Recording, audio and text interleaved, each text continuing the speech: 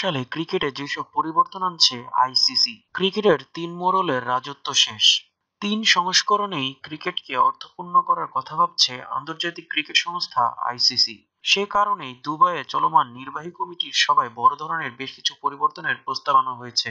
প্রস্তাবগুলো এখন আইসিসির বোর্ডে অনুমোদন হওয়ার অপেক্ষায়। ক্রিকেটের সর্বোচ্চ সংস্থার নির্বাহী কমিটি যেসব জায়গায় পরিবর্তনের প্রস্তাব দিয়েছে সেগুলোতে আপাতত চোখ ফেরানো যাক। টেস্ট ক্রিকেটকে দুই স্তরে ভাগ করার প্রস্তাব উঠেছে আইসিসি নির্বাহী কমিটির সভায়। র্যাঙ্কিং এ সেরা 9 দলকে প্রথম স্তরে এবং দশম দল সহ আরো দুটি সহযোগী সদস্যকে শর্ত সাপেক্ষে টেস্ট খেলার সুযোগ দিয়ে এই দুই স্তরকে ভাগ করা হবে।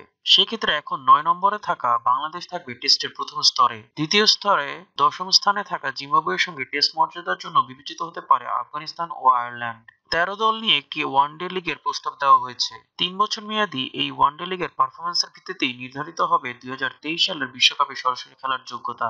এই 13 দলের লিগে টেস্ট খেলুড়ে বর্তমান 10 দলের সঙ্গে থাকবে আফগানিস্তান ও আয়ারল্যান্ড। এছাড়া আইসিসির সহযোগী সদস্য দেশগুলোকে নিয়ে প্রতিযোগিতা ওয়ার্ল্ড ক্রিকেট লিগের চ্যাম্পিয়ন দলও 13 নম্বর দল হিসেবে এই লিগে থাকবে। আঞ্চলিক টি-20 প্রতিযোগিতারও প্রস্তাব দেওয়া হয়েছে।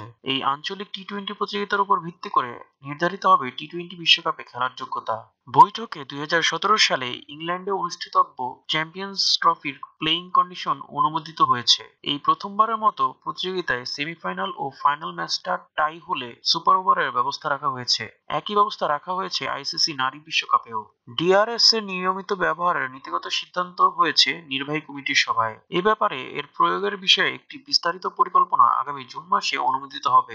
আন্তর্জাতিক টি-20 গুলোতে ডিআরএস এর নিয়মিত ব্যবহৃত হবে। সেক্ষেত্রে প্রতিটি দল ব্যাটিং এর সময় একটি করে রিভিউ নেওয়ার অধিকার পাবে। আফগানিস্তানের দীর্ঘ পরিসরের 4 দিনের ঘরোয়া প্রতিযোগিতা আহমেদ আলী আবদালী আন্তর্জাতিক টুর্নামেন্টকে প্রথম শ্রেণীর মর্যাদা দেওয়ার সিদ্ধান্ত হয়েছে। ঘরোয়া টি-20 প্রতিযোগিতাকে দেওয়া হয়েছে লিস্ট এ এর মর্যাদা। এর ফলে টেস্ট মর্যাদা পাওয়ার দিকে এক ধাপ এগিয়ে গেল আফগানিস্তান। এছাড়াও একটি সুষম অর্থনৈতিক বন্টন নীতির ব্যাপারে সিদ্ধান্ত হয়েছে। আইসিসির সংবিধানে কিছু সংশোধনী এনে তা পাশও করা হয়েছে। এই সিদ্ধান্তগুলোর মধ্য দিয়েই কার্যত শেষ হচ্ছে আইসিসিতে তিন মোড়লের রাজত্ব। প্রতিদিন সর্বশেষ খবর পেতে আমাদের চ্যানেলটি সাবস্ক্রাইব করতে ভুলবেন না। ধন্যবাদ।